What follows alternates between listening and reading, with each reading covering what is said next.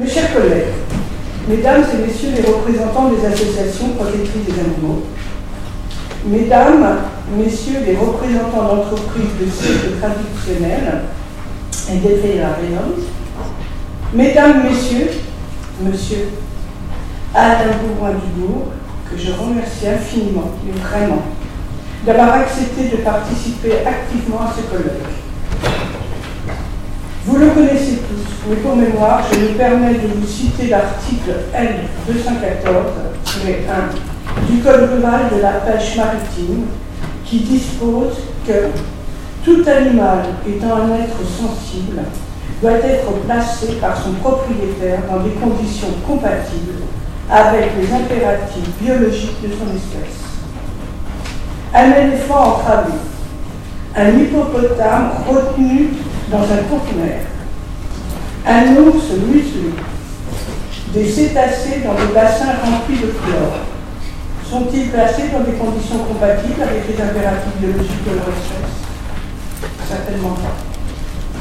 Dès lors, pouvons-nous sanctionner? Certes, il existe des infractions contre celles de l'article R215-4 du même code qui dispose que le fait d'utiliser, sauf en cas de nécessité absolue, des dispositifs d'attache et de contention, ou plus généralement tout mode de détention inadapté à l'espèce considérée ou de nature à provoquer des blessures ou des souffrances, est puni d'une peine d'amende prévue par les contraventions de classe 4. Cet article L521-1 du Code pénal dispose notamment que le fait, publiquement ou non, d'exercer des sévices ou de commettre un acte de cruauté envers un animal domestique ou apprivoisé ou tenu en captivité est puni de 2 ans d'emprisonnement et de 30 000 € d'amende. Mais pour que le procès ait lieu, encore faut-il que l'action publique soit mise en mouvement, c'est-à-dire que le procureur ne la classe pas sans suite.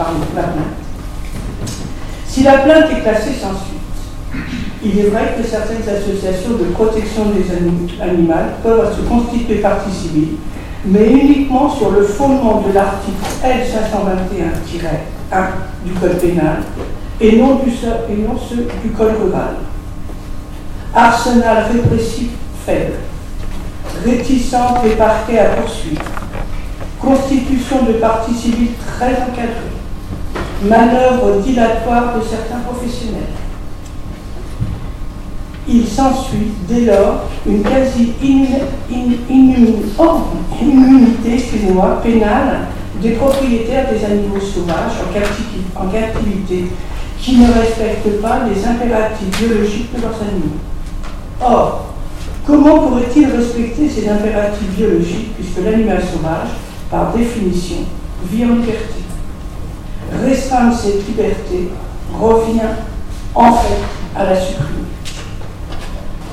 Nous ne sommes plus au XIXe siècle, l'époque à laquelle ni la télé, ni les voyages de masse, ni les sonogrammes n'existaient à cette époque. Si on exclut le souci du bien-être animal, les cirques ont pu accomplir une mission éducative auprès de la population. Aujourd'hui, il existe des solutions alternatives. Pour reprendre l'intitulé du colloque, voici pourquoi nous devons légiférer.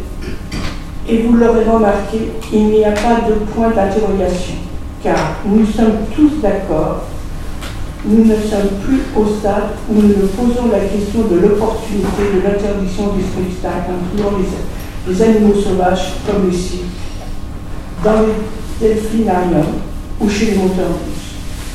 Nous en sommes au stade où nous devons expliquer les raisons de cette unique solution pour le bien-être des animaux.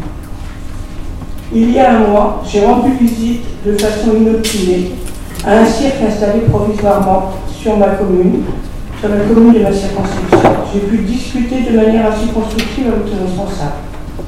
Mais pour autant, des zones d'ombre demeuraient, notamment quant à la destinée de 4 jeunes lionceaux. Il y a 12 jours, le Portugal a décidé l'interdiction des animaux dans les cirques. Il a suivi un mouvement européen débuté il y a quelques années. Aujourd'hui, plus de la moitié des pays de l'Union européenne interdisent ce genre de spectacle. Alors, pourquoi diable l'harmonisation européenne tant encouragée dans d'autres secteurs ne devrait-elle pas s'appliquer dans celui-ci? Mes chers amis, j'ai déjà été trop longue. Je remercie Amandine de l'association Zoopolis pour avoir collaboré à l'organisation de ce colloque. Et je remercie d'ores et déjà les intervenants qui vont s'exprimer pour avoir accepté de le faire. Et je rajoute également que je remercie plus particulièrement Gilles, mon collaborateur. Il n'est pas là, mais c'est pas grave, qui a passé des heures et un temps incroyable avec nous pour organiser. Ce n'est pas nous les députés qui font tout ça. Il faut le reconnaître. Nous nous donnons simplement les directives. Et après, il y a toujours une petite main derrière. Et une petite main alors, même les quatre, puisqu'il y a Fabrice avec, il y a Gilles. Et sans eux, nous n'y serions pas. Je cède la parole